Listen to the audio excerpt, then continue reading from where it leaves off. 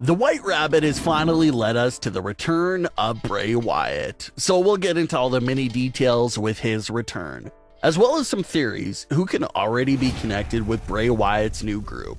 Let's start things off with the return itself. Since the middle of September, WWE started randomly playing the White Rabbit song at WWE events. At first, everyone thought that maybe it was a commercial break song and nothing more. WWE had done that before, where they'll play certain commercials and other things like that during breaks that contain music. So many fans thought that's what this was at first. But we quickly learned that it was a part of something bigger that was on the way. So from the songs, we went to the QR code teasers. And the first teaser was very vague and didn't tell us much, but the fans caught on to the subtle hints, such as the usage of the red circle, similar fonts, and similar lines that Bray Wyatt used to say, and everyone pretty much called it from the very first teaser that it was Bray Wyatt. The teasers continued to tease and hint at the idea of Bray Wyatt being the individual behind the teasers for weeks. And then on the Smackdown before Extreme Rules, WWE basically fully confirmed Bray Wyatt's return, because it once again showed us the video of the three little pigs, but it had the sentence of "Let me in" playing throughout the video, which has a double meaning because it is the big bad wolf's famous line from the story, but it was also Bray Wyatt's line. That teaser also contained a quick flash of Huskus the pig, Bray's Firefly Funhouse character, and it was basically confirmed right there that it was Bray Wyatt. They also had one white rabbit that was slowly walking and sitting at different places throughout the night on SmackDown, which takes us to Extreme Rules itself. The creativity and build-up was amazing, especially for the live fans at the Wells Fargo Center. There were White Rabbit costumes everywhere you look outside the venue, and even strolling through the halls of the venue itself. White Rabbit costumes were just everywhere you looked, which of course sparks the interest of all the fans. You can see all these costumes everywhere. It's just human instinct to be curious about what's going on. WWE was handing out word puzzles and White Rabbit signs that read, "Abandon all hope, ye who enters here," which is a little spin to the Firefly Funhouse door, which used to say, "Abandon all hope, he who exit here." Then on the kickoff show, the White Rabbit interrupted the panel a few times. The last teaser came during the opening contest for Extreme Rules, where the White Rabbit interrupted the entrances, and then that was it. It went quiet for basically the rest of the night. Which brings us to the return itself, which was just a magical moment, and felt like we saw an entire short story horror film. The lights go out in the arena, and we hear "He's got the world in his hands" on a loop. The crowd erupted because they thought this was the reveal right there, but there was still a lot more to come. The camera zooms in and out on Bray Wyatt's Firefly Funhouse characters, who are spread throughout the arena. We saw real-life versions of Rambling Rabbit, Huskus the Pig, Abby the Witch, Mercy the Buzzard, and even the Fiend. The fans popped for each character, especially the Fiend, because they once again thought that that was the reveal, but they were wrong.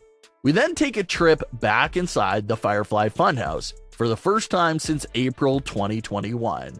The Funhouse was abandoned. The puppets were destroyed and laid out everywhere on the set, with nothing but major cobwebs everywhere you looked. The Funhouse theme music played, but everything was distorted, reversed, and altered. Then we go to the television set to see what appears to be Bray Wyatt in his new mask with a distorted voice. He asked the question from the very first teaser. He said, "Who killed the world? You did." But what he says after that is extremely distorted, and fans are split on what he said in those actual closing moments. Some fans think that there was another voice. Some fans think he ended it by saying, "We did," but it's extremely hard to tell. But Bray Wyatt walks through the door with his lantern and a new mask on. He takes the mask off for the final reveal, and he even has his original transition sound back, but with a new logo. So even though we got the actual Bray Wyatt reveal itself, there's still a lot of mystery and reveals to be made here, especially about Bray's new character. Bray showed off his new mask, but he took it off right away, which was something he never did with the Fiend mask. So that implies that maybe the mask will work as entrance gear, or maybe he'll only appear in that mask similar to what we saw there with that television set video. The theory that also came back into play is the Wyatt Six. The puppets we saw in the crowd, along with Bray Wyatt, made out a total of 6 individuals, once again fueling the idea of a 6-man faction. Was that a special one-off appearance for the Firefly Funhouse characters, or will they be sticking around in their live version selves to assist Bray Wyatt? It was reported years ago that there was a pitch to bring Bray Wyatt's puppets to life, and now, all these years later, that's exactly what we saw at Extreme Rules 2022. But we just don't know if they're sticking around or not. Fans made some good observations, especially with the live version of Abby the Witch. Look in the immediate background of Abby, and you'll see what appears to be 2 women's championships. So, with something like this, where you have to pay attention to every little detail, it makes you wonder if there was truly any significance to those titles being placed right behind Abby. The other big theories is about potential connections between Bray Wyatt and other current superstars, such as Liv Morgan. Liv is no stranger to Bray Wyatt's theories and connections, but she once again got fans talking because of the outcome of her match. While Liv was fading out from Ronda's submission hold, she had a smile on her face the entire time. Then, after the match, where she had just lost her title, Liv was all smiles, almost a horrific smile. The Liv Morgan we know probably would have cried after losing her title. So for her to weirdly smile after getting such a huge loss has fans wondering if she's going through a big transition with her character's mental state. Some fans understood it as Liv's character developing. She knew she was going to get tapped out like she did at SummerSlam. So she stayed smiling and not giving the satisfaction to Ronda Rousey of tapping out.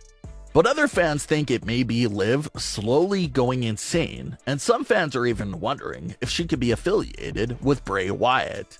Liv Morgan also blacked out her entire Twitter profile, a clear indication that something's going on. Strangely enough, Seth Rollins also blacked out his Twitter profile. So in this current moment of time where Bray Wyatt possibly has 6 mystery faction members, and now we see superstars blacking out their profiles, it just definitely is going to make fans suspicious of what they could be up to. So, could Bray Wyatt be recruiting these current superstars? Does he have a new NXT superstar with him? It's all possible. So Bray Wyatt's return was a true masterpiece and gave us closure to things like the Firefly Funhouse, while also teasing the exciting future of what he could be up to. It's going to be a lot of fun to cover everything that Bray Wyatt does during this return to WWE. But what are your thoughts on Bray Wyatt's WWE return? Leave your comments below. Don't forget to subscribe with all notifications on, and leave a like if you enjoyed. Thanks for watching, guys.